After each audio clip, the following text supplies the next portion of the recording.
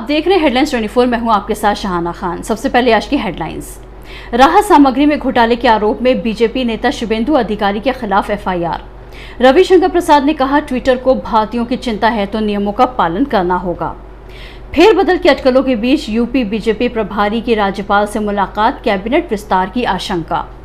Twitter को लेकर राहुल गांधी का केंद्र सरकार पर तंज। बुर्किना फासो के यागा प्रांत के एक गांव में बंदूकधारियों के हमले में 132 से अधिक लोगों की मौत हो गई। मारे जाने वालों में 7 बच्चे शामिल। दिल्ली सरकार के एक अस्पताल ने नर्सों को मलयालम में बात न करने का निर्देश दिया। कहा गया था कि वो हिंदी या अंग्रेजी में बात करें वरना सख्त कार्रवाई होगी, लेकिन फिर लिया यू टर्न। म्यांमार में फिर हिंसा, सुरक्षा बलों के साथ झड़प में 20 लोगों की मौत का दावा।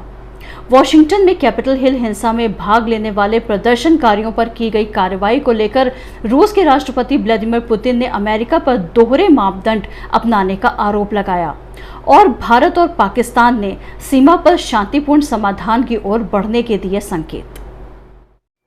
आइए देखते हैं कुछ खास खबरें।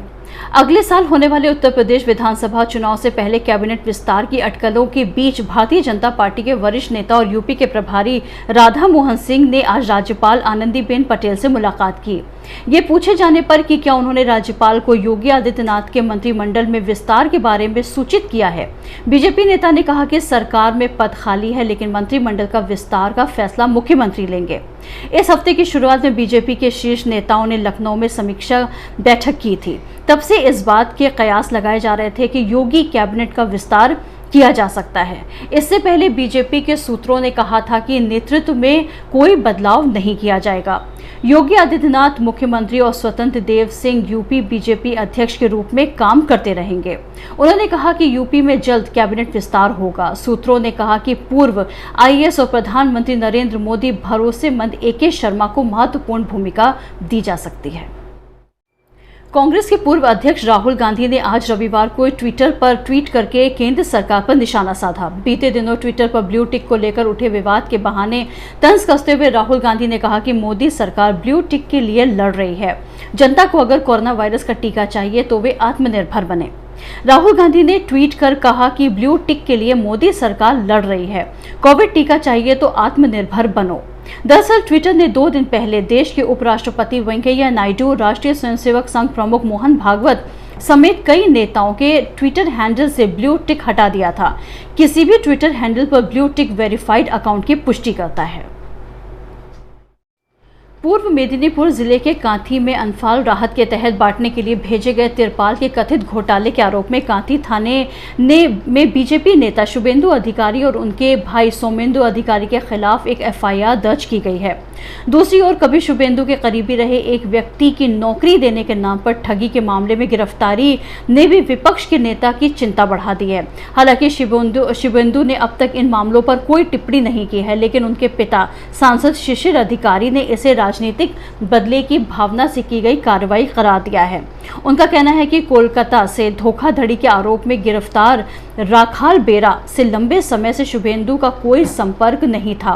कांथी नगर पालिका प्रशासक बोर्ड के सदस्य रत्नदीप मात्रा के थाने में शुभेंदु और उनके भाई समेत 4 लोगों के खिलाफ नामजद एफआईआर दर्ज कराई गई है। एफआईआर में आरोप लगाया गया है कि शुभेंदु और पूर्व नगर पालिका अध्यक्ष सोमेंदु, जो कि शुभेंदु के भाई हैं, के निर्देश पर केंद्रीय बल के 4-5 जवान नगर पालिका के गोदाम से राहत के लिए रखे गए तिरपाल से लदे एक वाहन को लेकर चले गए थे। उन पर 1 लाख से अधिक के तिरपाल की लूट का आरोप लगाया गया है। दिल्ली सरकार के एक अस्पताल ने नर्सों को मलयालम में बात ना करने का निर्देश दिया। कहा गया था कि वो हिंदी या अंग्रेजी में ही बात करें वरना सख्त कार्रवाई होगी। दिल्ली के एक सरकारी अस्पताल द्वारा जारी किए गए विवादित सर्कुलर को भारी आलोचना के बाद वापस ले लिया गया। इस सर्कुलर में कहा गया था कि नर्सें केवल हिंदी या अंग्रेजी भाषा में ही बात करें, किसी दूसरी भाषा में नहीं, वरना उनके खिलाफ सख्त कार्रवाई की जाएगी। गोविंद वल्लभ पंत अस्पताल के नर्सिंग सुपरिटेंडेंट ऑफिस ने शनिवार को यह सर्कुलर जारी किया था, जिसमें विशेष रूप से मलयालम भाषा का जिक्र था। पाकिस्तान और भारत के बीच नियंत्रण रेखा पर संघर्ष विराम समझौते के बाद हाल ही में दोनों देशों के राजनीतिक और सैन्य नेताओं ने ऐसे बयान सामने आए हैं जिसमें सीमा पर शांतिपूर्ण समाधान की ओर बढ़ने के संकेत दिए हैं। हालांकि पाकिस्तान के प्रधानमंत्री इमरान खान ने अपने बयान में कहा है कि अगस्त 2019 में समाप्त किए गए कश्मीर के विशेष संवैधानिक दर्जे की बहाली से पहले भारत के साथ संबंधों को सामान्य बनाना कश्मीरियों के खून के साथ विश्वासघात होगा।